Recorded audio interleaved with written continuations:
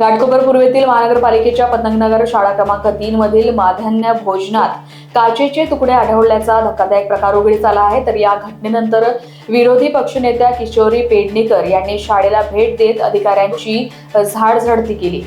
त्यांनी विद्यार्थ्यांना दिलेली खिचडी तपासून तिच्या गुणवत्तेची पाहणी केली। तसेच अन्न व औषध प्रशासनाचे आयुक्त तुकाराम मुंडे यांच्याशी दूरध्वनीवर संपर्क साधून सखोल चौकशी आणि दोषींवर कठोर कारवाईची मागणी केली। या घटनेमुळे पालकांमध्येही चिंता व्यक्त होत आहे। या सरांनी त्याच्यावर लगेच थांबवलं का अधिक काचा असू शकतात घेऊन जा सांगितलं तर त्यांच्यावर ऍक्शन घेत आहे।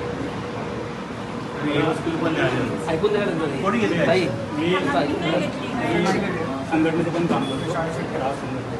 मी इस्कॉनच्या खिचडीची मागणी केली होती, त्यांनी ते पण इम्प्लिमेंट केलं नाही। काल मी तक्रार केली तर मला फोन येतात की तुम्ही इस्कॉनची कशी काय खातेवारी करता। इस्कॉनमध्ये आळ्या आढळल्या आहेत पुण्यामध्ये। मॅडम मला पुण्याचं नका सांगू, मला आपल्या मुंबई महानगरपालिकेचं सांगा। Bureau report, Lokvahini media, Mumbai.